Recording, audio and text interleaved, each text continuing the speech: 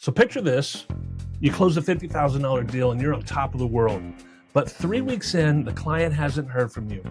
Look, I don't know if that sounds familiar to you or not, but I've seen world-class sales teams fumble right here.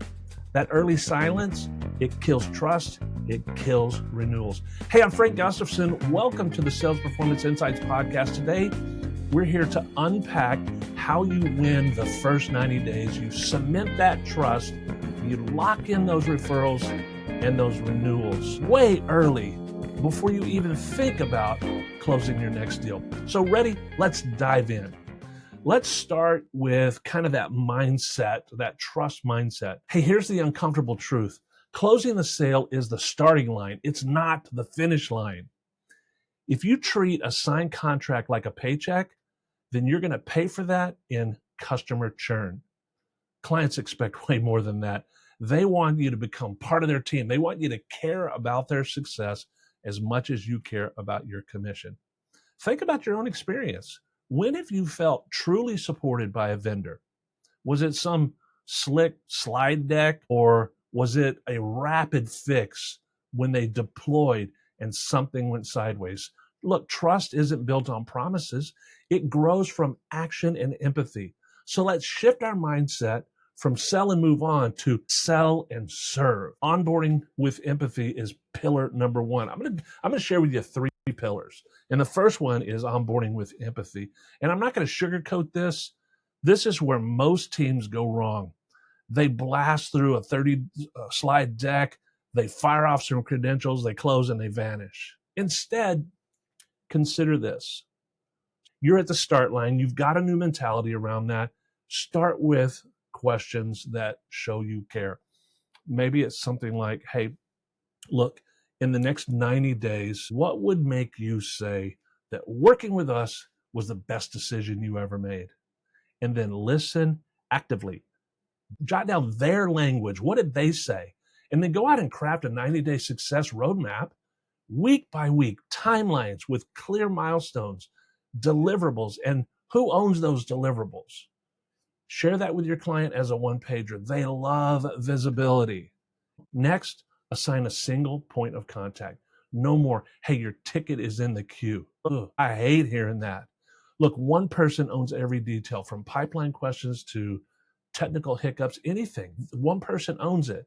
And you're going to be surprised how a human voice and some accountability will supercharge that trust with your client.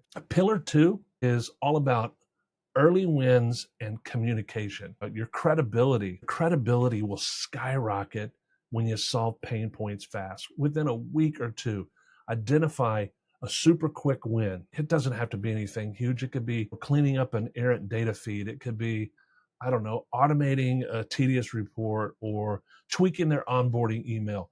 Whatever it is, but make it count. And when it happens, broadcast it. Send a 2-sentence email, right? Hey, we just implemented X. You can see it here. This should save your team 2 hours a week, right? And then celebrate it internally too. Ask them for a screenshot or some feedback or a quote that you can share in your monthly review. Recognition cements your partnership. Recognize those wins and then communicate. Communicate. Do it fast. Here's a fact. Silence is the enemy. I'm gonna say that again. And it's a fact. Silence is the enemy. You've got to set a predictable communication rhythm. It could be weekly email status, emails, 3 bullets, progress, risks, next steps. Simple as that. Progress, risks, next steps. Next is monthly strategy calls. Have a fixed agenda. Wins, roadblocks, next moves. Simple as that. Wins, roadblocks, next move. And then, look, things are always going to happen. Something's going to derail. How do you communicate with an ad hoc alert, letting them know that you're on it and that there's a immediate solution pending? When your clients know exactly how and when you're going to update them, they will relax. And a calm environment builds and it breeds collaboration and trust. The third pillar builds on the first 2. This is about renewals and referrals. And you've got to start with renewals. You got to treat this as a project, not a reaction. So 6 to 8 weeks before a contract ends, schedule a health check review with them, right? Pull some actual data. Maybe it's usage statuses, or might be ROI metrics, or some engagement score, whatever it is. Pull those real statistics and then build a healthcare scorecard.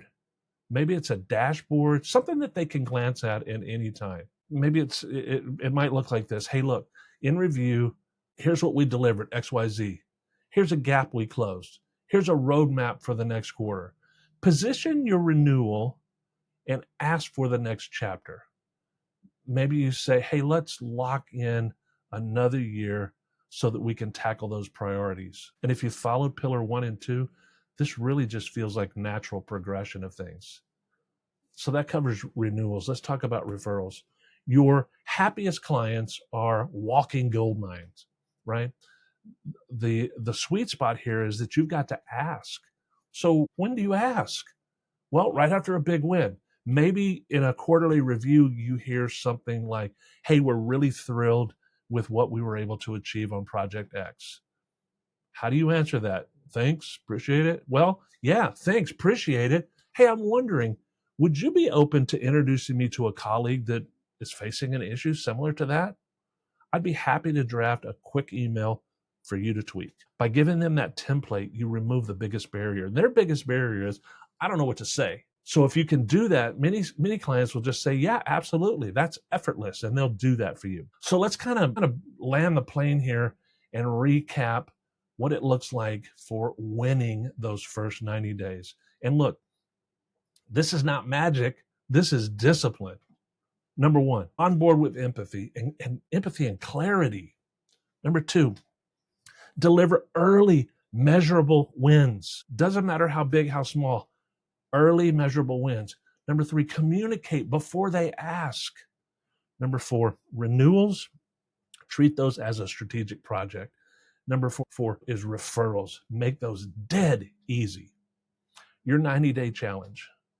Audit your last 3 client onboardings and pick one element to upgrade this week.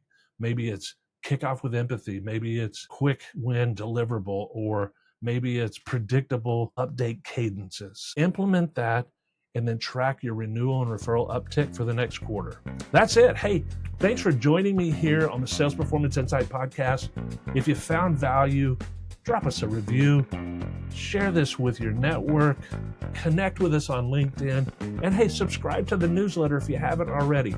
And until next week, remember, look, here's the thing. Trust isn't built on grand gestures. It's earned in the small, consistent acts that you do and that you deliver after the deal is done. Hey, I'm Frank Gustafson. I'm here to help you build sales engines that scale. And always remember, no one ever got fired for improving sales performance. See you again soon.